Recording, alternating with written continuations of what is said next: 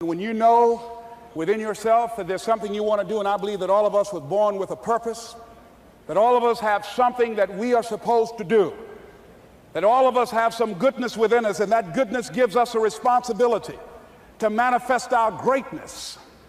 And when you know that, you can feel it in your guts, and you know that you're deliberately operating below your potential, you've gotten comfortable, you stop expanding, you stop stretching, you stop challenging yourself. Let me share something else with you.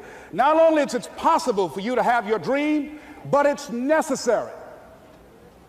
It's necessary that you have it, that you work on it, that you develop yourself, that you go for what is yours in the universe. I was in my comfort zone. I was doing just enough to get by. I was working on a job. They paid me just enough to keep me from quitting, and I worked just hard enough to keep from getting fired. How many know people like that? Blink your eyes if you understand what I'm talking about. I was parked. I knew I could do more. But when my mama died, it took something out of me. When I went through a divorce, it took something out of me. When my best friend died, it took something out of me. I parked. And somebody said that life is like an onion. You have to peel it one layer at a time. And sometimes you cry. Life's going to happen to you when you have a dream. You're going to get slapped around. And don't take it personal. Don't ask, why did this have to happen to me? Why not you? Who would you suggest? You want to give us some names, some email addresses? And don't tell everybody. 80% don't care, and 20% glad it's you. It's called life. Suck it up and move on. Get over it.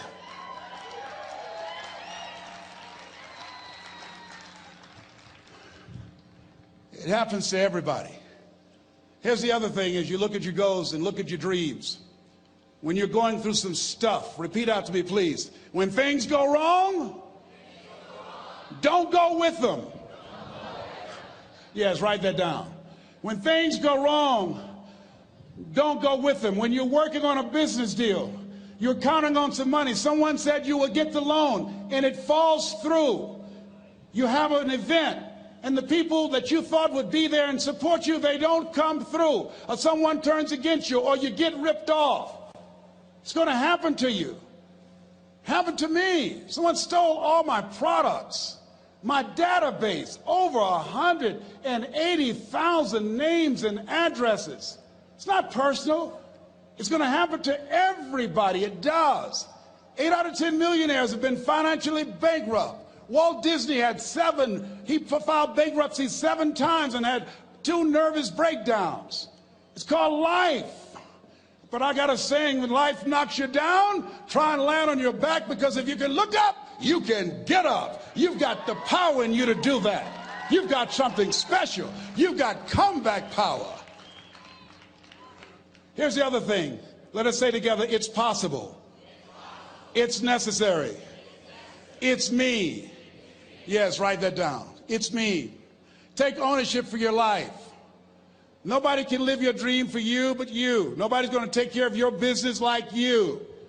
Stop coming up with excuses. Don't give yourself permission to continue to live a small life. You can't fit a big dream into a small life. Give yourself permission to go for it, to test yourself, to challenge yourself, to live full. I like the saying, always strive to get on top in life, because it's the bottom that's overcrowded. The reason you're here is because there's something in you that says, I can do more. This just can't be it. There's something in you. There's a calling on your life. There's something in your heart that caused you to get dressed and spend the money to go to seminar after seminar and listen to message after message and speaker after speaker. Because there's something in you that tells you this is not it for you. You have not peaked here. There's more in you that you are expressing. Eye has not seen, ear has not heard, nor has entered the heart of mankind what's in store for you if you challenge yourself, if you persist and persevere. If you take ownership for your life. George Bernard Shaw said the people that make it in this life, they look around for the circumstances that they want, and if they can't find them, they create them. Create what you want. You have the power in you to do more than you can ever begin to imagine, to control your destiny, to make a difference in our children, to make a difference on the planet, to make an impact. Let us say together, it's me. And let us say together, it's hard. Say it like you know it. Say it's hard. Ladies and gentlemen, it's hard. There are people who have seen their retirements taken away from them by the corporations that they work for. They were within 2 or 3 years of retiring, and they had it taken from them. The #1 entrepreneurs in this country now are senior citizens. The #1 employer, #2, McDonald's and Walmart. And there's nothing wrong with those jobs. I guarantee you those people did not have a plan to end up living their lives at the end of life with those types of jobs. And they didn't have a plan like you have, and while you're investing in yourself, not to. And it's hard. There are people making choices between purchasing prescription drugs or paying for gas or a mortgage note. It's hard when you're working on a job for 20 years, 30 years, give them some good years, and then they come in and tell you, we've downsized. In other words, you're fired. And then you have to start all over again. How many of you know it's hard? Raise your hands, please. It's hard. And it's not fair. One of the things I like about T. Harv is he talks about work and investing in yourself. It's not fair when people are going up against that kind of stuff to tell them just think positive and be enthusiastic and everything will work out all right. Ain't that kind of party. It's hard. Life will put some knots on your head. I bought my first home for my mother. I was rushing, didn't know what I was doing, and I bought a home that had a lien against it. And they called me, Mr. Brown, yes, there's a lien against your property. We need $55,000 if you're going to stay there. Wait a minute, sir. I just bought this home. The guy told me there were no liens against it. I'm not the one that owe you the money. You should have checked that out, Mr. Brown. Come on. I called my attorney. We followed up. Yes, Les, there's a lien against the property. But he told me there were no liens. He lied, obviously. Oh, my God. He told me he wanted to help me because he admired the fact that I was buying this home for my mother and that he was adopted, and he identified with me. Les, he suckered you. He played you, man. So what? Well, would they take payment arrangements? What about $5,000 a month? They want all the money, Les. They want all the money, or you're going to have to get out. The house is going up for sheriff sale. Do you have it? No, I don't have it. Can they give me some time? Tell them to give me 3 months, please. Give me 3 months. My mother's in her 70s, man. She has a bad heart. Don't do this to me. This is my dream. Don't do this, man. Please, let me talk to them. Les, I'm talking to their attorney. They don't want to talk to you. I've got to talk to their attorneys. Do you have the money? No. Will they give me 3 months? No. What about 2 months? No, Les. They want the money in 7 days. Oh, my God. Let me call you back. I'm not sure. And I walked the floors thinking, God, how could this happen to me? I got to figure this out, huh? I got to figure this out. And it seemed like the days were just ticking off, ticking off. Thursday, I had to call them and let them know. They called me, Les, do you have the money? No, I don't. Friday, you have to leave. The sheriff will be there. You're going to have to leave, Les. They're going to take my house. What about my down payment? You lost it, Les. You lost it. Okay. I got to go. Yes. I prayed, Lord, please, if you show me that you're real, if you're really real, you think Paul worked for you, you haven't seen anything. Don't let me lose this house and watch what I'll do for you. I was trying to cut a deal. Have you ever tried to cut a deal? It's amazing how spiritual you get when you get in trouble. You know what I mean? When I was diagnosed with prostate cancer, I was going to bed with the Bible and the Holy Quran and Science of Mind and Joel Goldsmith, everything I could find. I was praying to Jesus, Yahweh, Melchizedek, everybody. I was calling on everybody. It's amazing. And here I was walking the floor, 3 o'clock in the morning, and I had to go and wake my mother up. I got on my knees and I said, Mama, I said, I need you to wake up. She said, what's wrong, Leslie? I can hear you walking back and forth. I'm not asleep, son. I said, there's something I need to tell you. She said, your eyes are red. Why are your eyes red? Because I feel so stupid now. Why? We got to move tomorrow. Why, Leslie? There's a lien against the property and they want $55,000 and I don't have it. And we're going to be set out tomorrow. We have to go back to Liberty City. So she said, it's okay. I don't like this house anyhow. I said, why? She said, because of my arthritic knees, it hurts my knees when I go up the steps. I said, and why didn't you tell me? Because you were so happy. I just said it because you were happy. I'll live in a shack with you, boy. I love you. It's not the house. I love you. I love all my children. I said, thank you, Mama. Thank you.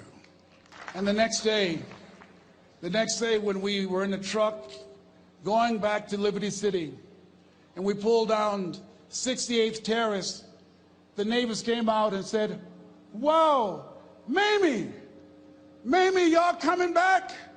Are you back? Yes.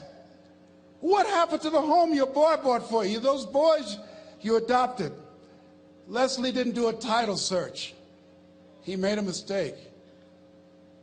And boy, I was so humiliated. How many ever made a mistake that you were just humiliated? Raise your hands.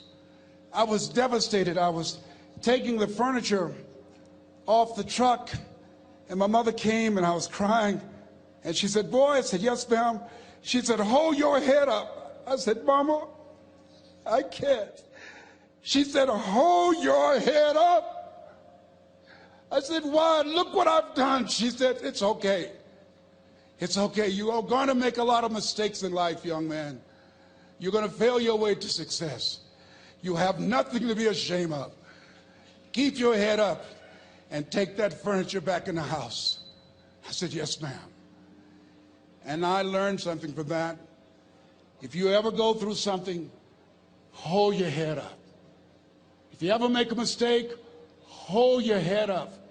If you ever do something that everything goes wrong, life catch you on the blind side, hold your head up. It's not over. Goethe said, that which does not kill you will make you stronger. Hold your head up. Shake someone's hand on your right and left and say, hold your head up.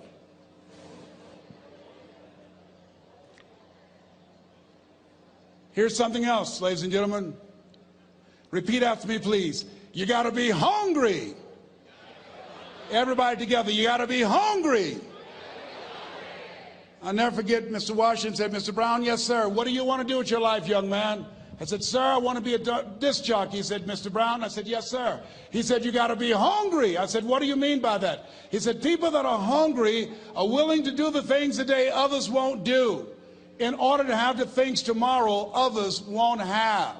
People that are hungry are willing to invest in themselves. People that are hungry will go to seminars and workshops. People that are hungry are always searching, always seeking higher ground.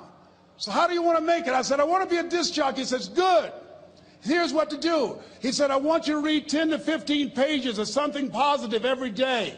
He said, you don't get in life what you want, you get in life what you are. You must program yourself to success. He said, I want you to listen to Earl Nightingale and Zig Ziglar. Listen, faith comes by hearing and hearing and hearing. He said, I want you to change your relationships. And I don't want you to ever lose your hunger. I said, what do you mean by that? He said, people that are hungry are unstoppable. People that are hungry are no matter what people. They make it happen no matter what. He said, I want you to listen to Paul Harvey. Who is he? He's the world's greatest communicator. Success leaves clues, young man. Always listen and follow people who are doing what it is you want to do at the level you want to do it, and learn from them. I told T. Hobb when we were standing by the stage, I said, hey man, I want to work more with you. I want you to coach me. I want to learn from you. See, I found you're never too old to learn, and you're never too young to teach. Always have a thirst for learning. So I listened to Paul Harvey every day on the radio. While in school, I would go out and listen in his car. He gave me his keys. I was working to develop myself. And I continued to listen to motivational messages, and he would take me to see the late Dr. Norman Vincent Peale, who wrote the book, The Power of Positive Thinking. I toured with him before he passed. You have something special. You have greatness within you. Don't allow your circumstances to determine who you are. Don't allow your negative thoughts to hold you back. You have something special.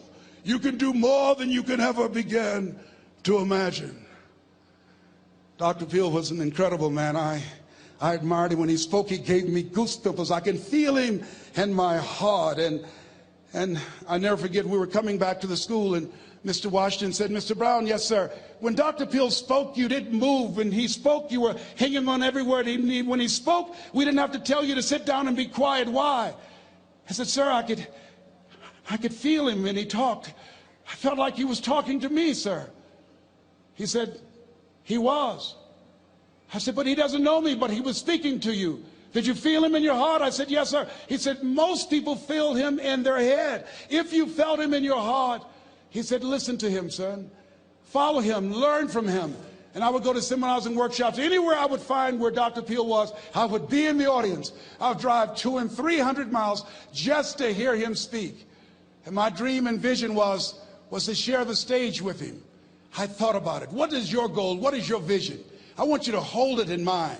There's some power in that, because when I became involved in speaking, I never forget, I got a call from Og Mandino, who wrote the book, The Greatest Salesman in the World. He said, Les, I'm stuck in Philadelphia. I need to be in Kankakee.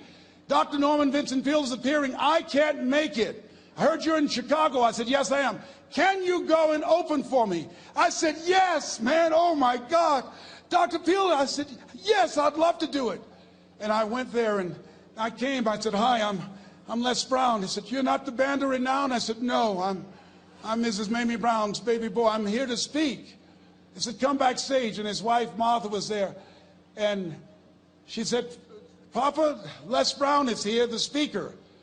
And he said, Les Brown, shoot for the moon. Because even if you miss, you'll land among the stars. I said, sir, that's my quote. I wrote you when I was in the 11th grade.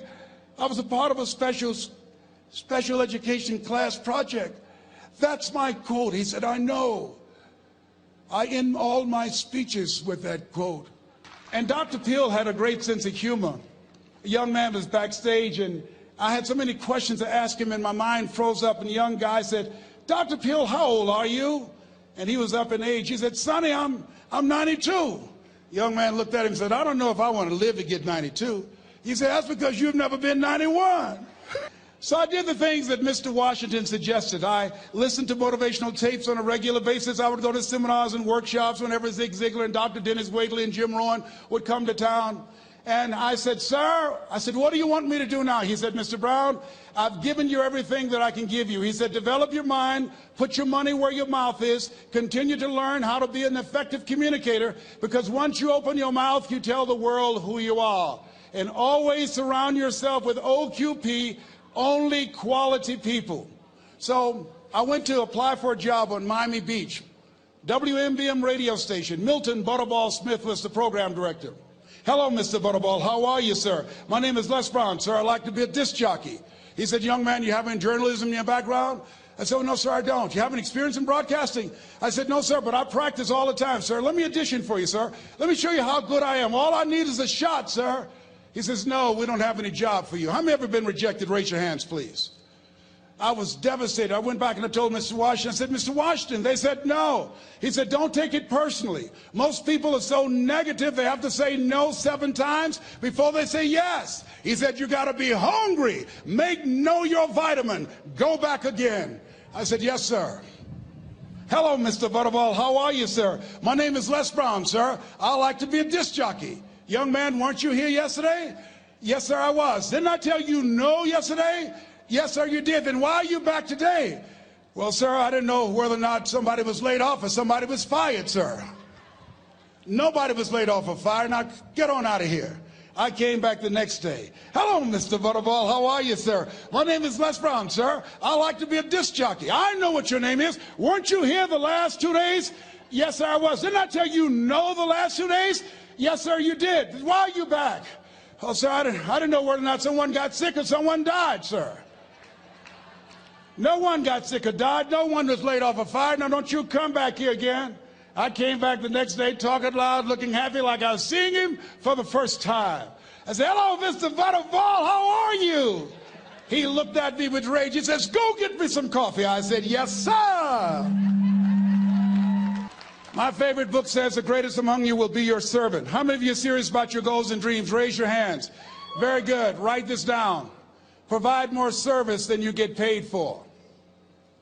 Provide more service than you get paid for. I go to a lot of seminars and workshops. And one of the things I know about T. Harv Eckert, and when I was sitting in the class with Robert Ruppel and all of the other presenters, they hold themselves to high standards and they provide more information than anybody else in the industry, bar none. They hold nothing back because their commitment is for your success. And when you hold yourself to high standards, write this down, impact drives income. That's why you're here. Because the training, the seminars, been making a difference in your life. If they did not have impact, 200 or 300 people would be here, if that amount. Impact drives income. So I became the errand boy for the disc jockeys. I would go get their lunch and their dinner, and I would bring it to them in the control room, and I'd watch them working the control boards, knowing my time will come. Write this down. I expect to reach my goal. Yes, you want to operate with a spirit of expectation. I expect to reach my goal. So I started preparing for the next position. Never forget one quote that I heard. As you look at your life, you look at your goals and dreams. It's better to be prepared for an opportunity and not have one than to have an opportunity and not be prepared. If you expect to reach your goal, prepare yourself now. And so then pretty soon, the guys at the station, they begin to take a liking to me. Write this down. Build relationships. As you're aware, people deal with people that they know, like, and trust. And so they would say, Leslie, yes, sir. Come here, yes. Come outside. Who did this? Oh, your car? Yes. Who cleaned my car? I did, sir. I would wax their cars on the weekend, inside and out. How much do you charge? Oh, nothing, sir. I just wanted to help out. I was providing more service than I got paid for. I was building relationships. They said, whoa, look here. Donna Ross and the Supremes are coming to town. The Four Tops and the Temptations. Here are my car keys. Pick them up for me. Take them to the Fontainebleau Hotel on Miami Beach. I said, yes, sir. I would drive them all over Miami Beach in their big, long Cadillacs. I didn't have any driver's license, but I was driving like I had some. Then one day, it was a Saturday afternoon, a disc jockey by the name of Rockin' Roger was drinking while he was on the air. It was a Saturday afternoon, and I was the only one there. Rockin' Roger got so drunk, he could not complete the show. He started slurring his words. He's about to fall off the chair. And there I was, looking at him through the control room window, walking back and forth, young, ready, and hungry. I was saying, drink, Rock, drink. Drink, Rock. I'd have gone and get him some more if he'd asked me to.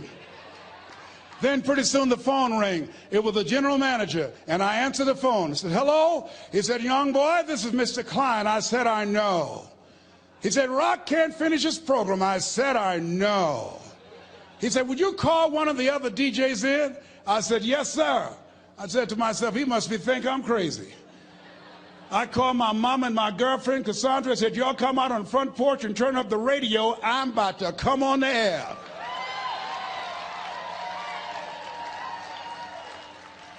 I waited for about 20 minutes, and I called him back.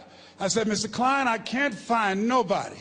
He said, young boy, you know how to work the controls? I said, yes, sir. He said, go in there and segue the record, but don't say nothing here. I said, yes, sir. I couldn't wait to get old Rock out of the way. I put on a fast record. I said, look out, this is me, LB Triple P. Les Brown, your platter playing papa. There were none before me, and there will be none after me. Therefore, that makes me the one and only. Young and single and love Domingo, certified, bona fide, indubitably qualified to bring you satisfaction and a whole lot of action. Look out, baby, I'm your love man. I was hungry. I was hungry. Get old man a round of applause. I was hungry. I was hungry. You got to be hungry. Shake someone's hand on your right and left all around you and say, you got to be hungry. You got to be hungry. To get those dreams out of your head and step into your greatness, you got to be hungry. To get those ideas, that talent, that gift out of your system, you got to be hungry. To get up off the canvas of life and understand what Willie Jolly meant, that a setback is a setup for a comeback. You got to be hungry. People that are hungry are willing to do the things today others won't do in order to have the things tomorrow others won't have. How many of you got value out of what you've heard thus far? Raise your hands, please. Very good. I'd like to leave this with you. I don't know what your goals are. I don't know what you want to do. Here's what I know about you. You have greatness within you. Here's what I know about you. I can help you to live full and to die empty. I can show you what I've learned. If anybody told me that I would be doing what I'm doing now, I leave here today, I go to New Orleans and speak there, then I'll be flown to Barcelona. If anybody told me, given my circumstances, born in an abandoned building on a poor section of Miami, Florida, called Liberty City, both my birth parents stood up and said, hello, son, I would not know either one. Being labeled educable mentally retarded, put back from the 5th grade to the 4th grade, failed again when I was in the 8th grade, no college training. Anybody told me the principles that I would teach you, that they would have the impact that it has had on my life. This Les Brown that you see, I did not know he existed. And I tell you that you have greatness within you. You have the ability to do more than you can ever begin to imagine. Come into the room with me. And I guarantee you your life will never be the same again. I like to leave this with you. I don't know what your goals are. Mine is to find a cure to autism. Mine is to find a cure to breast cancer and to prostate cancer. Mine is to work with our youth and to reduce the recidivism rate in our prisons and help young people learn how to become an asset to our society rather than a liability. Mine is to train speakers to become great communicators, to speak from their heart, not their heads, and teach them how to impact and create a new conversation so people can see the possibilities of life and overcome the possibility blindness that held me hostage for 14 years. I don't know what your goals are, but here's what I know about you, and I don't know you. You've got greatness within you. And I like to leave this with you, something my mother used to love to hear me say. Leslie, yes ma'am, mama. Say that thing for me, boy, that makes me feel good. I dedicate this to you, to the greatness in you, and to the dream that you showed up on the planet to produce. And it's simply this. If you want a thing bad enough to go out and fight for it, to work day and night for it, to give up your time, your peace, and your sleep for it. If all that you dream and scheme is about it, and life seems useless and worthless without it, and if you gladly sweat for it and fret for it and plan for it, and lose all your terror of the opposition for it, and if you simply go after that thing that you want with all of your capacity, strength and sagacity, faith, hope, and confidence, and stern pertinacity,